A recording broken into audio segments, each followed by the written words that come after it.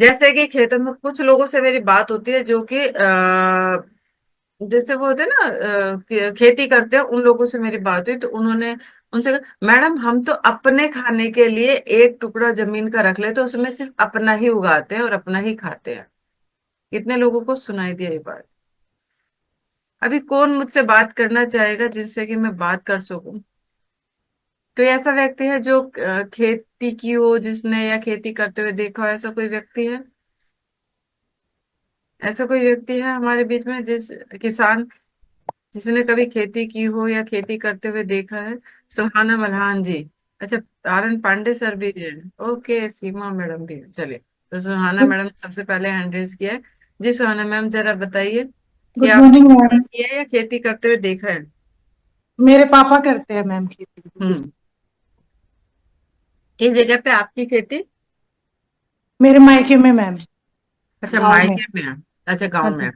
तो सुहाना मैम, क्या उस जगह पे जो खेती की जाती है तो आप केमिकल का उपयोग नहीं करते हो? नहीं मैम, करते हैं, यूरिया वगैरह डालते हैं। यूरिया डालते हो, पेस्टिसाइड डालते हो कीड़े मकोड़ों को मारने के लिए? हाँ जी मैम, वो स्प्रे भी करते हैं। उस पे भी करते हैं। तो वो केमिकल जो, या अपने खाने के लिए आप भी वही सब खाते हो जो सब दूसरों को खिलाते हो?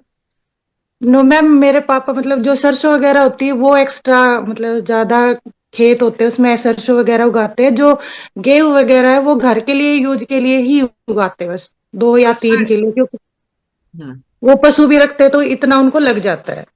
अच्छा अच्छा, पशु। तो सुहाना मैम, जो केमिकल्स डाले जाते हैं खेतों में, आप ये बताइए क्या वो शरीर को नुकसान करते हैं या नहीं करते हैं? हाँ जी मैम, करते हैं नुकसान। करते हैं।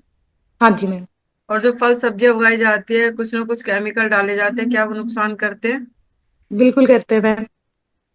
तो अगर कोई व्यक्ति ये बोले कि हम तो एक खेत, छोटा सा खेत अपना अपने खाने भर का ही उगाते हैं जिसमें हम कोई केमिकल इस्तेमाल नहीं करते, आपको क्या लगता है कि वो उगा तो लेंगे? क्या ऐसा हो सकता है कि वो केमिकल के बिना हो? नो मैम, कहीं ना कहीं से आता ही है केमिकल। कहीं ना कहीं से आता ही है, क्योंकि जिस समय खेतों में छिड़काव किया जाता है तो वो उड़ करके हवा के जरिए आएगा, फिर वो जमीन में जाता है तो उस पानी के जरिए उस खेत में। आता है। ओके, तो वो क्या क्या नुकसान कर सकता है मैडम? जो मैम आजकल बीमारियां चल रही है, छोटे छोटे बच्चों से लेकर हर इंसान को जो बीमारी हो रही है, कैंसर जैसी बड़ी बीमारी हो रखी है, ये सब मैम वो खाने की वजह से ही हो रही है। वो और खाने। जो पहले मुझे अभी भी याद है, जब मेरे दादाजी थे वो उस टाइम इन चीजों का यूज बिल्कुल नहीं करने देते थे। और 2012 में मेरे दादाजी एक्सपायर हो गए। उसके बाद मेरे पापा और चाचा वगैरह ने फसल जैसे सब्जी वगैरह सब घर में उगाते थे, वो सब बंद हो गई, सब बाहर से आ रहा है। मेरा नेटवर्क है, इनका गया? इन्हीं का गया ना? सुहाना मैम, आपका नेटवर्क गया है या फिर आपका कोई कॉल आया है? चलिए। तो सुहाना मैडम का कहना ये है कि कहीं ना कहीं वो जो केमिकल वाला खाना है वो हमारी सेहत को बहुत ज्यादा नुकसान कर रहा है। कितने लोग एग्री करते हैं इस बात से? कितने लोग एग्री करते हैं? ठीक है। और जो कुछ भी हम आगे, सुहाना मैम आप चले गए थे आप कहीं? जी। वो मैम नेटवर्क इशू था। अच्छा अच्छा। तो उस समय पर जब आपके दादाजी थे तो उस समय पर आप इस्तेमाल नहीं करते थे आपके यहाँ पर खेतों में? पूरी मतलब मैम घर में सब सब्जियां मेरे दादाजी खुद उगाते थे। वो मिलिट्री से कैप्टन रिटायर्ड थे, लेकिन उनको ये चीजें अच्छी लगती थी, वो खुद खेती करते थे। और जब मेरे वो चले गए तो पापा अपने थे गए, उसमें सबने यूज किया, और वो अब पहले से चेंज है मैम। मैं जब भी जाती हूँ मुझे चेंज लगता है। चलिए, थैंक यू मैम। जी हरिपाल सर।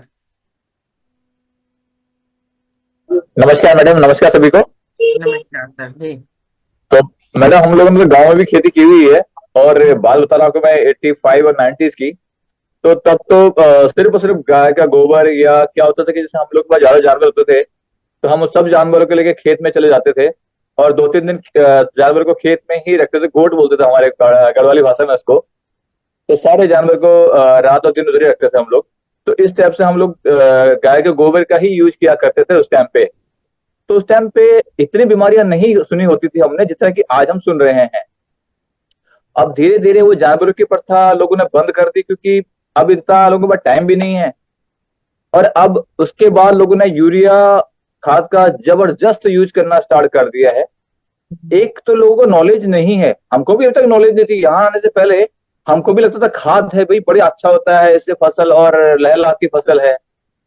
तो नहीं पता था कि ये हमारे शरीर को कितना इफेक्ट करता है।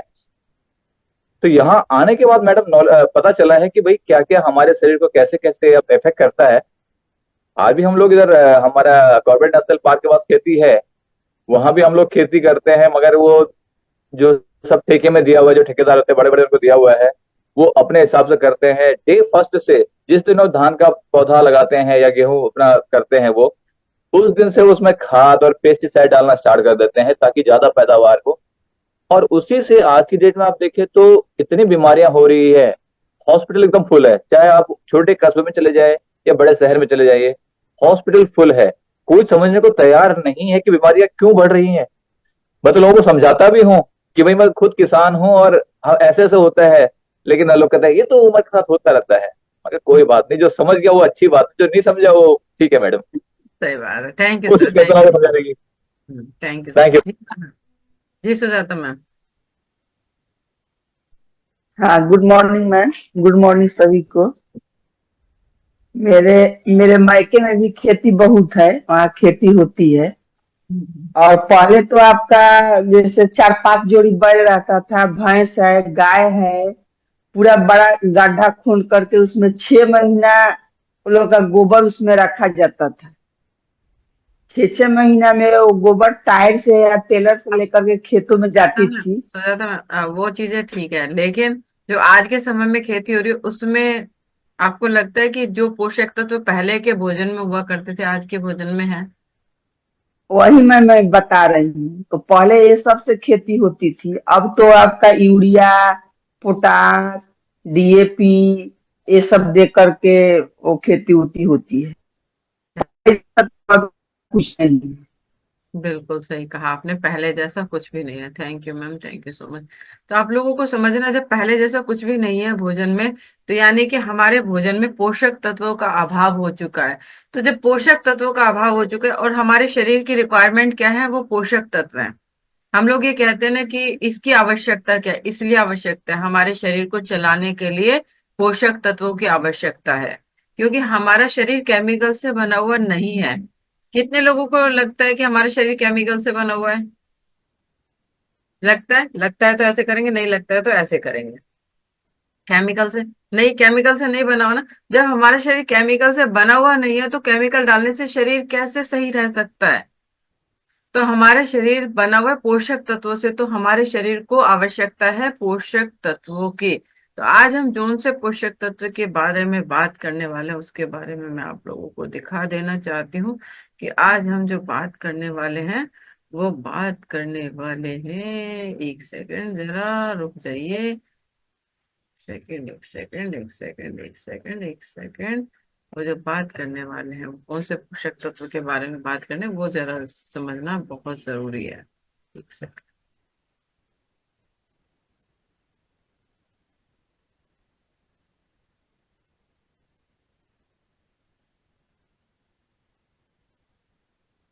हाँ, क्योंकि हमारे शरीर को बहुत ज्यादा रिक्वायरमेंट है, और हमारे शरीर की रिक्वायरमेंट क्या क्या चीजें हैं ये देखना है आप लोगों को।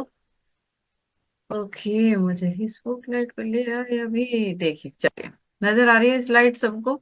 ये स्लाइड आपने बहुत बार देखी होगी, इसको एक बार फिर से बहुत ध्यान से देखिएगा, क्योंकि हमारे जो शरीर की जरूरत है, ये समझ लो ये आपका शरीर है, ये शरीर की जो जरूरत है ना, वो ये सारी चीजें हैं। हम लोग हमेशा इसी इन्हीं सारी चीजों को इग्नोर